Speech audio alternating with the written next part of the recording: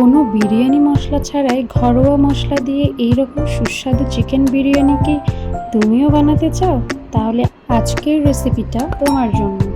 চলো শুরু করি আজকের কুকিং ব্লগটা।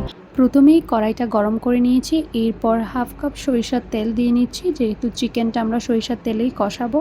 সরিষার তেলটা গরম হয়ে আসলে এখানে আমি আলু দিয়ে নিচ্ছি।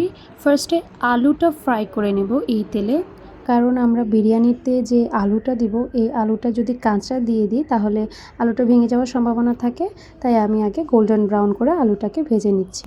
আলুটা ভেজে তুলে নেওয়ার পর এখন ওই তেলে আমরা চিকেনটাকে ভেজে নেব। তো চিকেনটা ভাজার আগে চিকেনটা আমি ভালো করে পরিষ্কার করে নিয়েছি।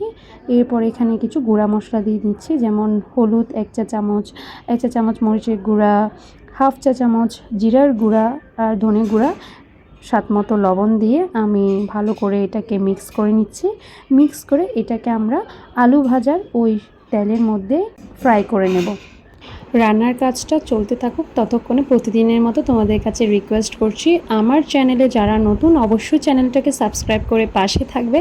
আর ভিডিওটা যদি খুব ভালো লেগে থাকে তাহলে ফ্রেন্ডস অ্যান্ড ফ্যামিলির মধ্যে শেয়ার করবে।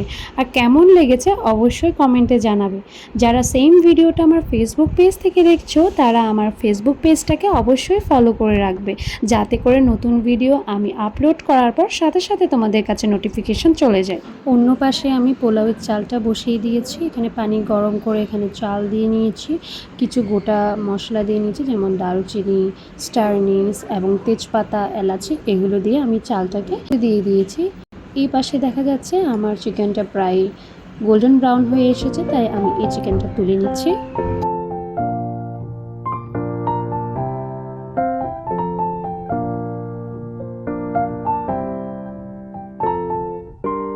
চিকেনটাকে তুলে নেওয়ার পর আমি একই তেলের মধ্যে পেঁয়াজ কুচি আর আদা রসুন বাটাটা দিয়ে নিয়েছি। আদা রসুন বাটাটা কষাতে দিয়ে আমি অন্য পাশে চালটাও দেখে নিচ্ছি ফুটে এসেছে কিনা। আরও কিছুক্ষণ হবে, 90% হয়ে যাওয়ার পর আমরা চালটাকে তুলে নেব। এখন এখানে আদা রসুন বাটার মধ্যে আমি গোটা মশলা যেগুলো পেস্ট করেছি ওগুলো দিয়ে নিচ্ছি। আমি আজকে এই মশলাটার উপরেই বেস করে বিরিয়ানি বানাচ্ছি। এখানে গোটা মশলার মধ্যে জিরা দিয়েছি 1 টেবিল স্পুন, গোলমরিচ দিয়েছি 1 টেবিল স্পুন, কাবাব চিনি দিয়েছি 1 টেবিল স্পুন, 2 থেকে 3টা দালচিনি দিয়েছি, লবঙ্গ দিয়েছি 4-5টা, গোটা এলাচ দিয়েছি 4-5টা, 2টা জয়ত্রী দিয়েছি, 2টা স্টার নিস দিয়েছি। এগুলো দিয়ে আমি পেস্টটা করে নিয়েছিলাম, সাথে দিয়েছিলাম কাজু বাদাম। আরও একটা জিনিস বিরিয়ানির টেস্টটাকে ইনহ্যান্স করার জন্য দিয়েছিলাম, সেটা হচ্ছে কিছু ধনেপাতার ডাঁটা। আমি যেহেতু ইনস্ট্যান্ট কোনো বিরিয়ানি মশলা ছাড়া ঘরেই বানানো মশলা দিয়ে বিরিয়ানি রান্না করছিলাম, তাই ঘরোয়া মশলা দিয়ে এই পেস্টটা আমি রেডি করে নিয়েছিলাম। এখানে দেখতে পাচ্ছ টক দই নিয়েছি আমি। টক দইয়ের মধ্যে পরিমাণ মতো মরিচের গুঁড়া, হলুদের গুঁড়া, জিরার গুঁড়া, ধনে গুঁড়া আর কিছু সামান্য পরিমাণ মাংসের মশলা মিক্স করে সাথে লবণও দিয়েছি। আমি একটা পেস্ট তৈরি করে নিয়েছি। টক দই দেওয়ার কারণ হচ্ছে যাতে করে আমার এখানে কম পানি ইউজ করতে হয়।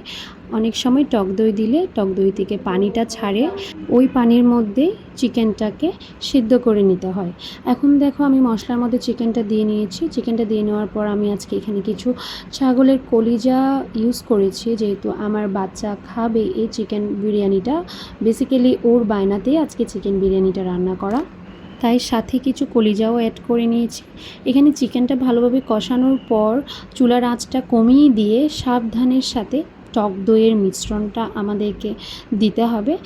এই পর্যায়ে চুলার আঁচ যদি বাড়ানো থাকে তাহলে টক দইটা দেওয়ার সাথে সাথে ছানা কেটে যেতে পারে, তাই চুলার আঁচটা অবশ্যই কমিয়ে টক দইয়ের মিশ্রণটা দিতে হবে। এরপর ভালোভাবে আমরা টক দইয়ের মিশ্রণটাকে চিকেনের সাথে মিক্স করে আরও কিছুক্ষণ কষাবো, কিন্তু চুলার আঁচটা মিডিয়াম টু লোয়ে রাখতে হবে। এই পর্যায়ে চিকেনটাকে 10 থেকে 15 মিনিটের জন্য ঢাকা দিয়ে রাখতে হবে। ঢাকা দিয়ে রাখার পরের অবস্থা, চিকেনের কালারটা দেখেই তোমরা বুঝতে পারছো চিকেনের গ্রেভিটা দেখতে কত ইয়াম লাগছে আর কালারটাও ভালো এসেছে। এরপর আরও কিছুক্ষণ নাড়িয়ে কিছু সামান্য পানি দিয়ে ওই যে টক দইয়ের মিশ্রণের যে মশলার বাটিটা ছিল ওই বাটি করে আমি কিছু পানি দিয়ে নিয়েছি। এরপর আরও সামান্য কিছুক্ষণ নাড়িয়ে ঢাকা দিয়ে রেখেছিলাম। এর সামান্য কিছুক্ষণ পর গ্রেভির উপরে যখন তেলটা ভেসে উঠবে ওই পর্যায়ে আমরা ফ্রাই করে রাখা আলুগুলোকে দিয়ে নেব। যেহেতু আলুগুলো সিদ্ধ হতে হবে তাই গ্রেভি থাকা অবস্থায় আলুগুলোকে দিয়ে নিতে হবে। এখানে গ্রেভিটা প্রায় শুকিয়ে এসেছে। এই পর্যায়ে আমরা সেদ্ধ করে রাখা রাইসটাকে দিয়ে নেব। আমি কিন্তু এখানে রাইসটা 90% সেদ্ধ করে নিয়েছিলাম। এই রাইসটা যখন সেদ্ধ করতে দিয়েছিলাম এখানে পরিমাণ মতো লবণ আর সামান্য কুকিং অয়েলও দিয়ে নিয়েছিলাম, যেটা তোমাদেরকে আমি ফার্স্টে বলতে ভুলে গিয়েছি। এরপর রাইসটাকে ভালোভাবে গ্রেভির সাথে মিক্স করে দিতে হবে, যাতে করে সব রাইসের মধ্যে গ্রেভিটা ভালোভাবে মিক্স হয়ে যায়, কোনো দিকে কম কোনো দিকে বেশি না থাকে। কিন্তু এই কাজটা অতি সাবধানের সহিত করতে হবে। বিরিয়ানিটা মিক্স করার পর 10 থেকে 15 মিনিট মৃদু আঁচে দমে রেখেছিলাম। এরপর আমাদের বিরিয়ানির ফাইনাল লুক তো তোমরা দেখতেই পাচ্ছ। তোমরাও এভাবে বিরিয়ানির মশলা ছাড়া ঘরে থাকা সামান্য মশলা দিয়েই বাচ্চার আবদার পূরণ করার জন্য এই রকম ইনস্ট্যান্ট চিকেন বিরিয়ানি বানিয়ে ফেলতে পারো।